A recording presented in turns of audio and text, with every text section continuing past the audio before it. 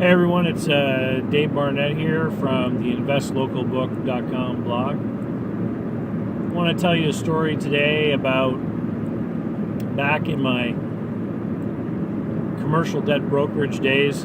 I was brokering a private mortgage for a restaurant, tavern type business.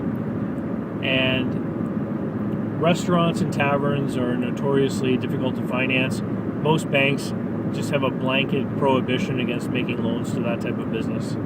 They just know how risky it is. So I had this guy, had been successful in many different businesses, and he wanted to buy this tavern restaurant kind of business. And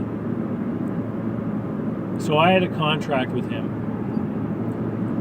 And the way my contracts were written is that I would put in a documentation and contract fee, which was an upfront retainer for hiring me to go and try to find money. And the biggest reason I charged that was just because I wanted to make sure that people were serious. And so my retainer fee was always just a nominal amount, like $400 or $500. So they would pay me that to open the file, to get working on the deal. And then in this case, my fee was going to be 2% of whatever money I was able to source for the guy. So this was in a small town, about a 5-hour drive from where I live. And I was able to secure a private lender to do the mortgage, to hold a first mortgage, and the amount of money being borrowed was about $100,000. So the lender issued a term sheet saying, this is the amount of money, this is the interest rate, these are the terms of repayment, and I sent that to my client, and he accepted those terms, he signed it. According to my contract, when I had found acceptable financing, that is when I had done my job and I was owed my money. And typically what would happen is most lenders would allow for my fee to be tacked into the overall loan. So the guy accepted the terms of the deal, and between that day and the closing date on the building when he was supposed to take the loan, he backed out. He decided he didn't want to do it. So the lawyer for the investor called me and said, I'm trying to call the other guy's lawyer to send him this money, and he's refusing to accept it. He's saying they decided not to accept the money. So I had to call my investor, and I had to smooth things over with them, and the loan wasn't made. They got their money back, so it was no skin off their back, just a little bit of wasted time. But for me, I mean, what I did for a living was make these kinds of deals, was arrange these kinds of things. So I was supremely annoyed because I was expecting to get paid that day about $2,000. So I called the borrower and I said, why didn't you take the loan? And he said, well, in the end, I decided that the interest rate was too high, and if I can't get a reasonable financing, I'm not going to do the deal. And I said, oh, okay. So I'm going to send you my bill. And he said, what do you mean? I didn't take the loan. And I said, right, but you owed me the money when I found you acceptable financing, and the financing was deemed acceptable when you accepted the term sheet. So I sent him a bill, and of course he didn't pay me, right? So there's a lot of Donald Trump books out there, and one of the things I like about Donald Trump is he says in his books that you can't let people walk over you, and if you're right about something, you got to, prove your point. So I made a mistake. I hired a collection agent. So the collection agent started calling this guy, and after 3 months of bugging him, called me back and said, yeah, we can't collect. Do you want to sue him in small claims? And I said, yeah, I want to sue him in small claims. And they said, well, according to the small claims rules, we have to file in the court nearest to him, which is 5 hours away. So we're going to hire a local lawyer to make the filing, and it's going to cost $300. So I paid them the $300, and they made the filing in the local court. And the guy was served and everything. And then a few months later, the court date came up, and the collection agency called me again and said, do you want us to go to court? We're going to have to charge you for the lawyer to go to small claims. And I said, you know what? No, I'll do it. So I got in my car, I drove 5 hours to this court date, and met the guy there for the first time face to face, and he brought a lawyer. I was in a suit. They thought I was a lawyer. He didn't know who I was at first. And his lawyer said, hey, how you doing? What firm are you with? And I said, I'm not with a firm. I'm the guy suing your client. And the judge came in and, was about to begin proceedings, and he said, have you guys taken the opportunity to talk to each other to try to work out a settlement before we start this case? And his lawyer immediately piped up and said, no, Your Honor, it's my first day on this case. I haven't had a chance to confer adequately with my client, and I haven't had a chance to talk at all with the other party. Could we have 10 minutes? And the judge said, sure. And he got up and he left. He went back into the back room where the judges go.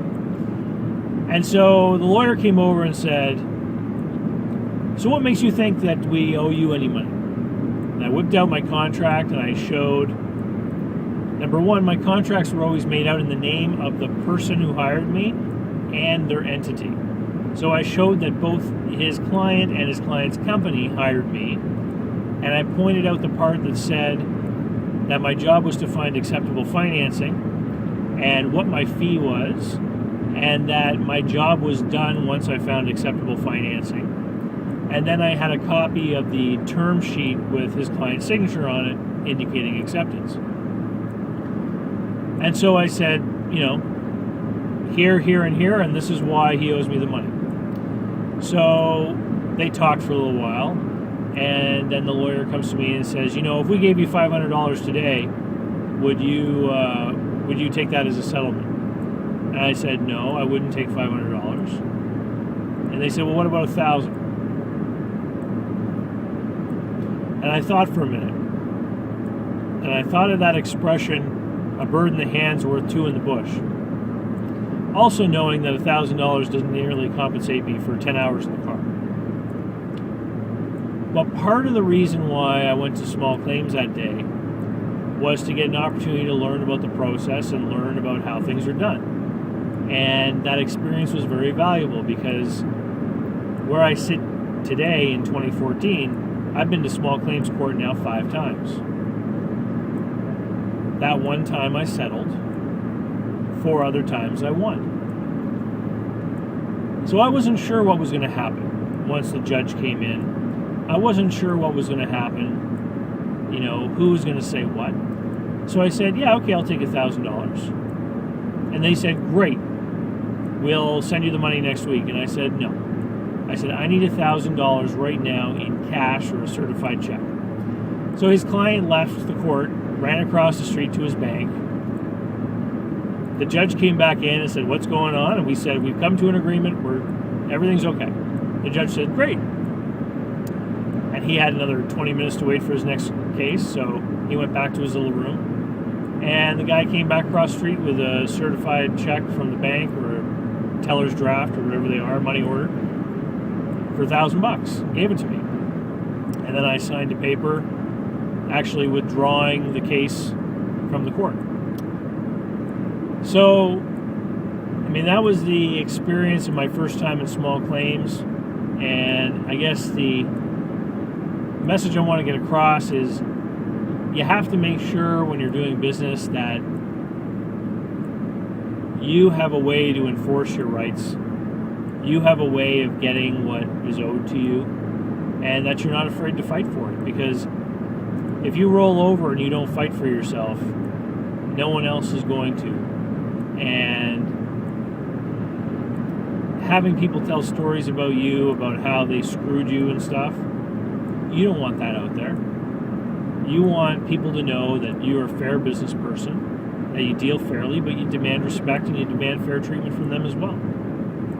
Anyway, so that's the story of the time I had to drive 5 hours to go to small claims, and I hope you enjoyed it. And I hope you visit my blog, investlocalbook.com, sign up for my newsletter, my email newsletter there, and keep watching for more videos. Subscribe to my YouTube channel, like my video, and start following my blog. Thanks. Have a great day. Oh yeah, and what I forgot to tell you is that after I came back home with that $1,000 check, of course, I got a phone call from the collection agent asking me how I did in court. And I told him I settled for $1,000, and of course then the collection agent wanted his cut, because in the contract I signed with the collection agency, they were supposed to get like 25% of any collected amount. And I said, but you didn't go and get the money, I did. And they said, no, well, we're entitled to our cut because of all the calls we did and everything we did, and that's what the contract says. So I read the contract carefully, and just like I said in my lesson to you guys, I owed them the money. So I paid them. And that's the last time I ever hired a collection agency, because then I knew how to sue people. Anyway, see you later.